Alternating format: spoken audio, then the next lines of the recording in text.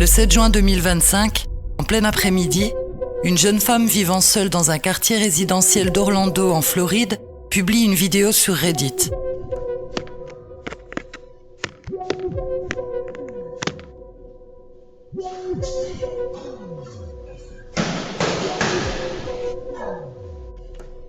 Elle espère que quelqu'un pourra identifier l'homme qui apparaît sur les images capturées par sa caméra de sonnette.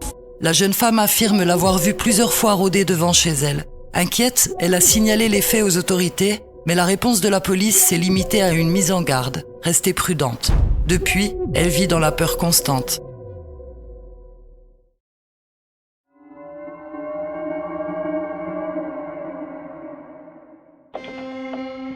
S'il vous fallait une raison de plus pour ne jamais ouvrir votre porte à un inconnu, la voici. Sur ces images, on voit un homme s'approcher d'une maison et tenter d'ouvrir la porte. Elle est verrouillée, alors il change de tactique et sonne. Contre toute attente, l'occupant ouvre. L'homme entre, accueilli sans méfiance, mais très vite son attitude dérange. Il parle de façon incohérente, semble imprévisible. L'atmosphère devient tendue. L'occupant comprend son erreur et réussit à le faire sortir. La porte n'est pas encore complètement fermée que l'intrus envoie un coup de poing brutal, puis il reste figé un instant, immobile.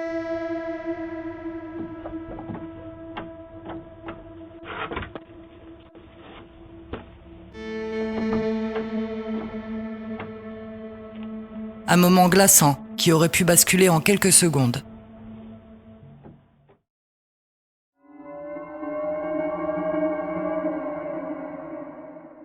Les caméras de sonnette deviennent parfois, à leur insu, des témoins silencieux de drames qui frappent en plein cœur de leur quartier. C'est le cas dans cette vidéo filmée dans la nuit du 7 juillet 2025 à Philadelphie, dans le quartier de Grace Ferry. Il est environ 1h du matin. Le week-end du 4 juillet touche à sa fin, mais dans tout le pays, les célébrations continuent. Des block parties, ces fêtes de quartier typiquement américaines, animent les rues. On se rassemble autour d'un barbecue, on partage un moment avec ses voisins, on rit, on danse, on vit. Mais parfois, l'euphorie bascule en quelques secondes.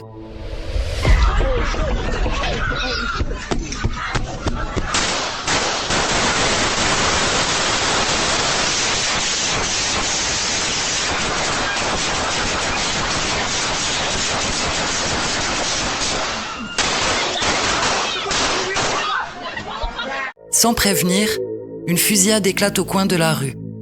On ne sait pas ce qui l'a déclenché. Ce que la caméra montre, en revanche, c'est le chaos, les cris, les coups de feu.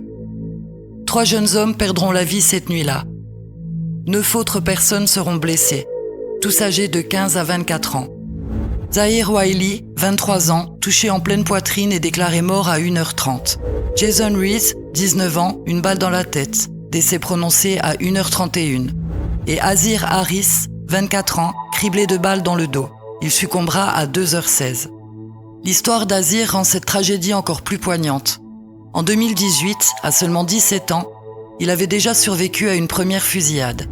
L'attaque l'avait laissé paralysé. Depuis, il se déplaçait en fauteuil roulant. Azir était devenu malgré lui une figure de la lutte contre la violence armée.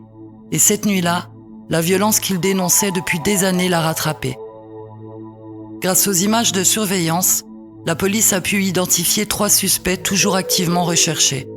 Mais pour les familles touchées, aucune arrestation ne pourra effacer l'horreur de ce matin d'été. Là où la fête aurait dû se terminer dans la lumière, elle s'est figée dans le sang et le silence.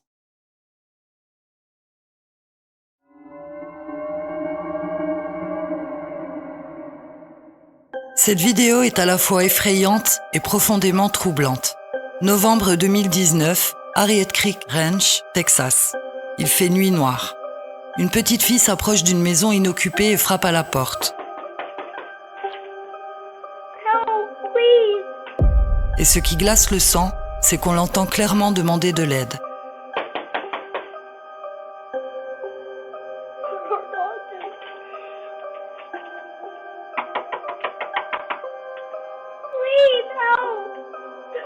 À la façon dont elle jette sans cesse des regards derrière elle, beaucoup pensent qu'elle tente d'échapper à quelqu'un. Mais certains imaginent un tout autre scénario. Et si cette petite fille n'était qu'un appât?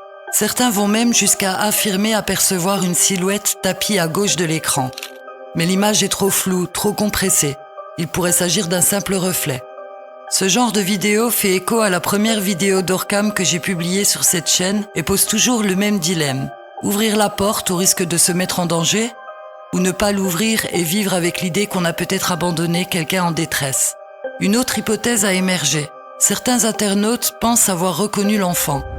Elle ressemblerait étrangement à Serenity June Denard, une fillette de 9 ans portée disparue depuis février 2019 après s'être enfuie d'un centre thérapeutique dans le Dakota du Sud. La ressemblance est frappante, mais cette piste a été démentie par la famille et la police. Une enfant dans la nuit. Une maison vide et une porte qui ne s'est jamais ouverte. On ne saura sans doute jamais ce qu'il s'est passé cette nuit-là. Mais cette vidéo continue des années plus tard de hanter ceux qui la regardent.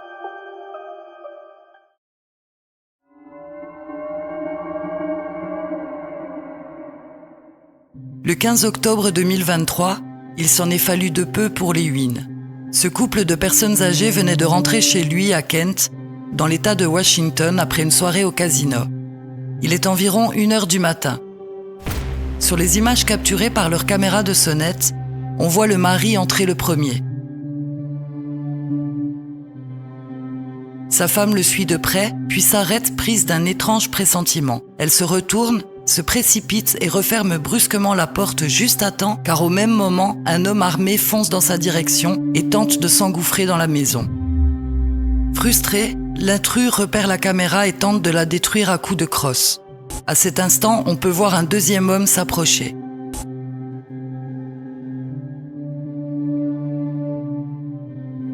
Grâce à ces images, la police identifie un suspect, Alucen Drameh, 18 ans.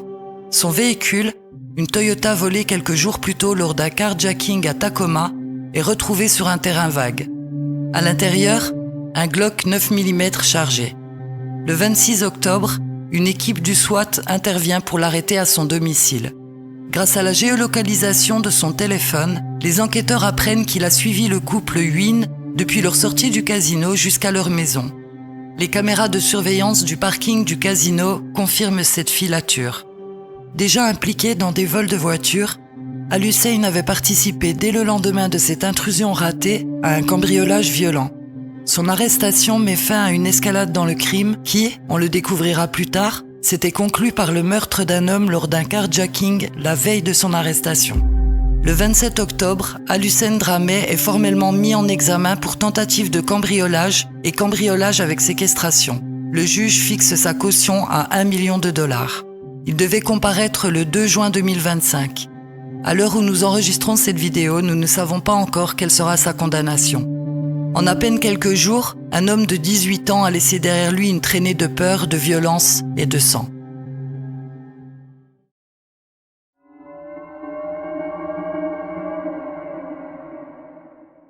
Dimanche 26 février 2023, 19h30, Harlesden, nord-ouest de Londres. Sur Minet Avenue, un jeune homme de 22 ans, Gulvali Stanexay, circule à vélo. Sur la même avenue, une femme de 23 ans, Aisha Waris, rentre seule chez elle. Gulvali l'aperçoit. Sans raison apparente, il change brusquement de direction et se met à la poursuivre. Aisha tente de fuir, mais il la percute violemment avec son vélo. Elle parvient à se relever et court jusqu'au jardin d'une maison proche. Mais Gulvali la rattrape et la roue de coups. Le propriétaire de la maison, Richard Jarman, entend les cris et ouvre sa porte juste à temps pour la mettre à l'abri. Aisha est traumatisée mais en vie. Gulvali n'en a pas terminé.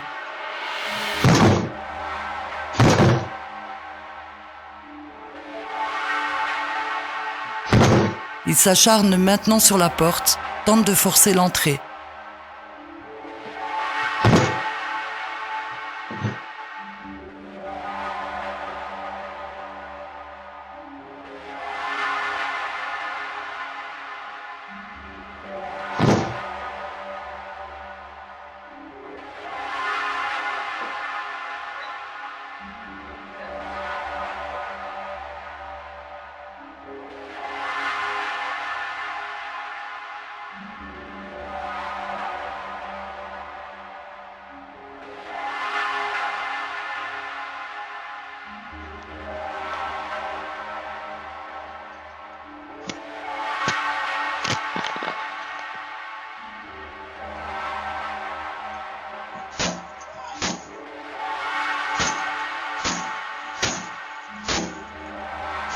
finit par abandonner et reporte sa rage sur un véhicule qu'il vandalise. Aïcha s'en sort avec de nombreux hématomes, visage, cou, épaules, dos, les yeux tuméfiés, nez et lèvres gonflées. Gulvali Stanexay est arrêté le 1er mars. Il n'a jamais expliqué ce qui l'avait poussé à agir ainsi. Il a plaidé coupable et présenté des excuses par la voix de son avocat. Il a été condamné à 3 ans et 1 mois de prison, dont 24 semaines pour avoir violé un précédent sursis lié à une agression remontant à décembre. Une violence gratuite, incompréhensible.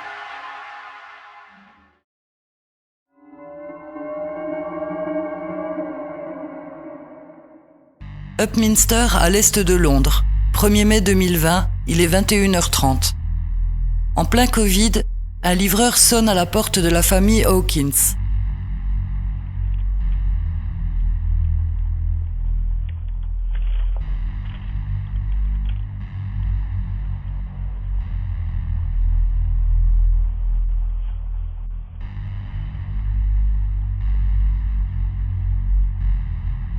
Raymond Hawkins, le père, ouvre la porte.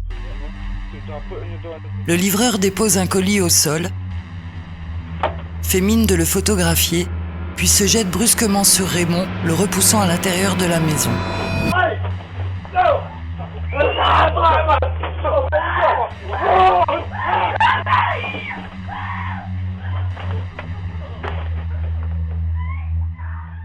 Trois complices surgissent de leur cachette en retrait et pénètrent à leur tour dans le domicile.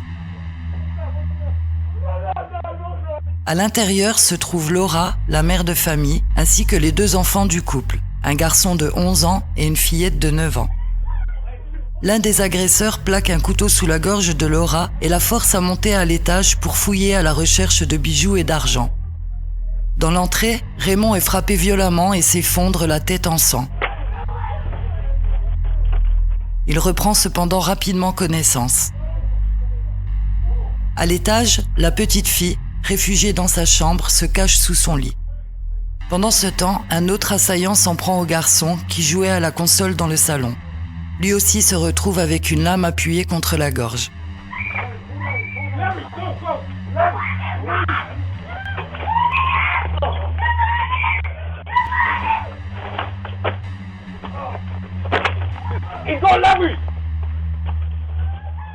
Les cris résonnent dans toute la maison et les agresseurs craignent que la police ne soit déjà en route. 3 d'entre eux prennent la fuite. Raymond s'empresse alors de verrouiller la porte derrière eux, sans réaliser qu'un 4e homme se trouve toujours à l'étage. Sur la vidéo, on distingue le faux livreur revenir sur ses pas, tenter d'ouvrir la porte et prévenir ses complices qu'un des leurs est encore à l'intérieur. Mais il l'abandonne. Raymond monte précipitamment les escaliers pour secourir sa femme et tombe nez à nez avec le dernier assaillant. Un fusil gît au sol. Raymond s'en empare et une lutte s'engage. Le fils de 11 ans, tentant de venir en aide à son père, s'approche. Mais 2 coups de feu retentissent.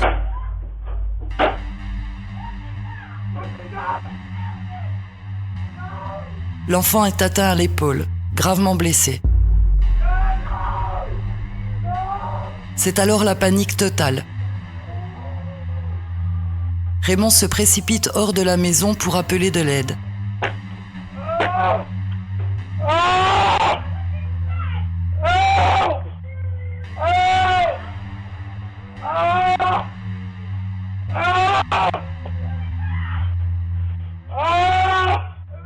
Par chance, un proche arrive à ce moment-là et alerte les secours. Sur les images, impossible de savoir par où s'est enfui le 4e agresseur.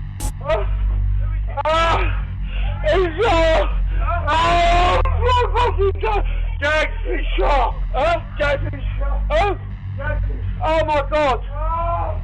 Right, who's dialed 999? Right. Been shot.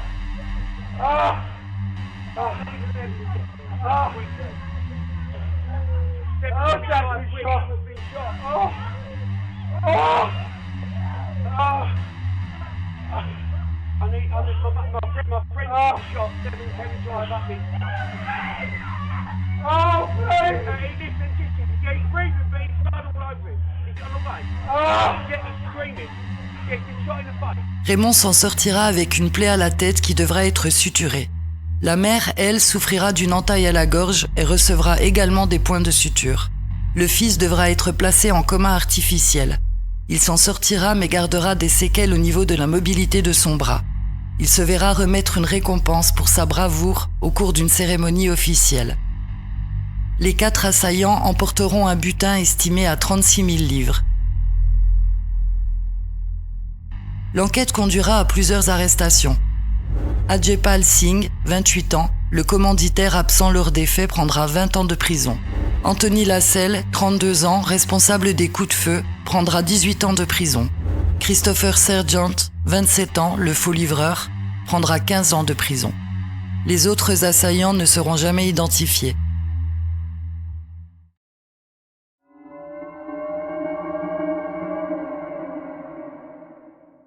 La vidéo qui suit a rapidement fait le tour d'Internet, à la fois glaçante et profondément triste.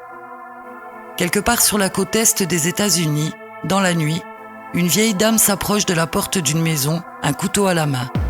Elle ne sonne pas, elle reste simplement là, le regard vide, les gestes lents, comme si quelque chose se jouait en elle. Une lutte intérieure, une confusion que l'on devine sans pouvoir l'expliquer. Personne ne sait ce qu'elle cherchait ni combien de temps elle est restée là. Mais beaucoup pensent, à partir de leurs propres expériences, qu'elle souffrait sans doute de démence. Un trouble qui désoriente, altère le jugement, mais qui parfois peut aussi engendrer des comportements imprévisibles. Et cette ambivalence rend la scène encore plus troublante. Une silhouette fragile dans l'obscurité, mais une inconnue au seuil de votre porte. Une question revient alors, inévitable. Auriez-vous ouvert cette porte ?